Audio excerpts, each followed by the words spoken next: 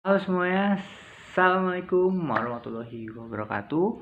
Balik lagi sama saya, Ananda Jufar Sidki, NM49, Prodi Agribisnis Universitas Trunojoyo Madura. Kali ini saya akan menganalisis bisnis di bidang pertanian sebagai tugas dari ulangan tengah semester mata kuliah pengantar bisnis. Dan saya akan menganalisis bisnis tempe milik Panapi. Bisnis ini sudah berdiri sejak 1992 atau sejak 28 tahun yang lalu dan mempunyai omset per harinya kisaran 455.000 dengan harga tempe per kilonya 13.000 dan keuntungan tiap kilonya 3.000. Jadi total keuntungan yang bisa dicapai oleh Panapi dalam seharinya sekitar 105.000. Nah, kita akan menganalisis bisnis tempe ini. Tapi sebelum itu, kita lihat dulu cuplikan video waktu saya menyambangi bisnis tempe Panapi. Let's check it out.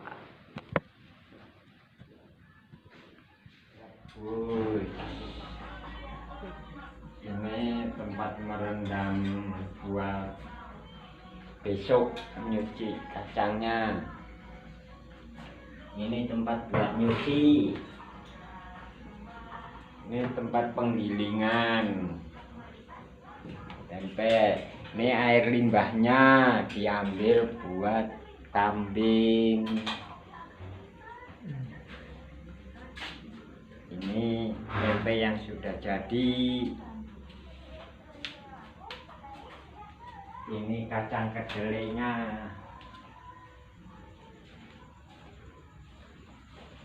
Kacang kedelai ya dari Amerika.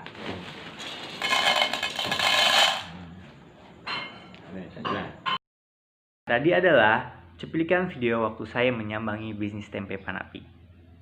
Di sana saya dijelaskan mengenai aset-aset yang Panapi punya untuk bisnis tempenya dan juga saya sempat mewawancarai beberapa hal mengenai bisnisnya untuk saya analisis sekarang. Dan sekarang kita akan menganalisis bisnis tempe dari Panapi. Yang pertama mengenai bentuk kepemilikannya. Bentuk kepemilikan bisnis ini masih perseorangan karena semua masih dilakukan oleh Panapi dan modal pun dari Panapi. Yang kedua, kita akan melihat ruang lingkupnya. Dari internal, yang pertama, siapa saja sih yang bekerja dalam bisnis ini? Jawabannya hanya Panapi. Bagaimana dengan keluarga-keluarganya? Keluarga-keluarganya ikut membantu, namun tidak secara resmi ikut gabung atau masuk dalam bisnis tempe ini. Lalu yang kedua, mengenai aset apa sih yang Panapi punya? Dari cuplikan video tadi kita bisa mengetahui asetnya mulai dari penggilingan padi, kompor, drum, alat penyimpanan tempe, tempat penyimpanan kedelai, tempat untuk penyimpanan air yang khusus, seperti itu. Dan lanjut mengenai modal. Modal dari mana sih bisnis tempe ini? Modal ya dari Panapi sendiri, karena seperti bentuk kepemilikan tadi masih perseorangan. Jadi modal masih dari Panapi sendiri dan tidak bermitra dengan siapapun. Lalu lanjut mengenai operasionalnya. Bagaimana operasional bisnis tempe Panapi?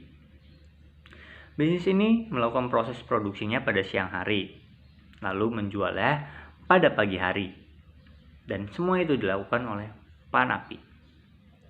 Lanjut mengenai pemasarannya. Pemasaran bisnis tempe ini masih hanya sekedar di pasar tradisional dan juga di rumahnya bagi tetangga-tetangga yang memang ingin membeli tempe dengan mudah dan tanpa ke pasar, seperti itu. Dan kita akan lanjut ke ruang lingkup eksternalnya. Yang pertama mengenai supply atau supplier. Supply kedelai yang didapat dari Panapi berasal dari pengusaha kacang kedelai di daerah sekitar. Dan supply ini sekitar 1 ton kedelai dengan nilai 8 juta rupiah. Lalu selanjutnya mengenai pelanggan. Pelanggan dari bisnis tempe Panapi ini juga banyak karena Panapi sudah mempunyai pelanggan-pelanggan tetap.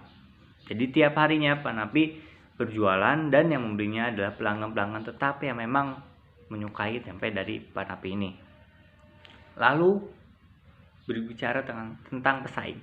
Bagaimana pesaing-pesaing pada bisnis tempe ini? Panapi menjelaskan bahwa di daerahnya atau di Kabupaten Cirebon tempat pasar dia berjualan, para pebisnis tempe sudah mempunyai pelanggannya masing-masing dan tujuan target pasarnya juga memang sudah jelas, pelanggannya masing-masing atau pelanggan tetap yang memang sudah membeli tempe terus-terusan ke satu pebisnis tersebut. Lalu apakah ada distributor pada bisnis tempe Panapi? Belum ada, karena pemasarannya masih sekedar di pasar tradisional atau di rumah Panapi sendiri. Lalu kita akan menganalisis bagaimana struktur organisasinya.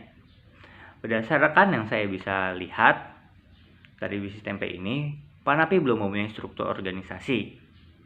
Karena faktor pertama, Panapi bekerja secara sendiri, bisnis ini masih perseorangan, dan juga tidak ada karyawan secara resminya.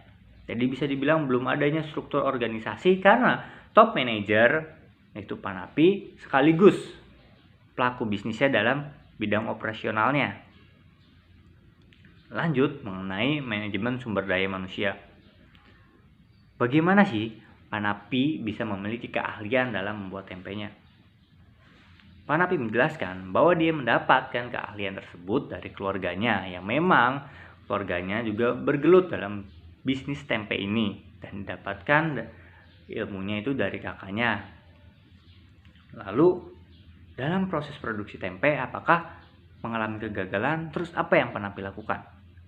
Nah, kali ini Panapi melakukan evaluasi dari pengalaman yang dia dapatkan ketika membuat tempe. Contohnya, ketika adanya campuran ragi yang salah oleh Panapi. Jadi Panapi akan mengevaluasinya dengan mengingatnya bahwa oh ini salah nih. Gitu. Lalu mengenai tanggung jawab sosial yang diberikan Panapi pada lingkungan sekitar. Dari limbah tempe atau tempe yang gagal ataupun air bekas cucian kacang kedelai, Panapi berikan ke pakan ternak. Pakan ternak ini juga dimiliki oleh Panapi. Jadi tidak ada limbah atau hal-hal dari bisnis tempe ini yang terbuang ke lingkungan dan berdampak negatif kepada masyarakat. Jadi Panapi sendiri sudah menerapkan tanggung jawab sosial yang menurut saya sudah baik. Dan kali ini saya akan menganalisis bisnis tempe ini secara menurut pandangan saya. Berikut analisis saya.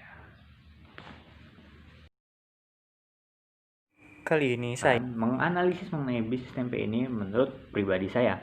Menurut pribadi saya, bisnis tempe ini masih tergolong cukup baik. Yang pertama, karena bisnis ini bisa survive selama 28 tahun. Yang kedua, bisnis ini mempunyai omset yang cukup stabil. Yang ketiga, bisnis ini mempunyai tanggung jawab sosial yang baik bagi lingkungan. Namun, bisnis ini sulit berkembang. Karena apa? Yang pertama, kurangnya sumber daya manusia.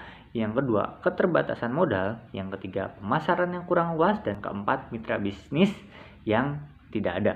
Bisnis ini bisa berkembang dengan solusi yang pertama, bermitra dengan pebisnis dan distributor untuk mendorong produksi, menutupi keterbatasan modal, dan untuk memasarkannya secara luas. Seperti itu.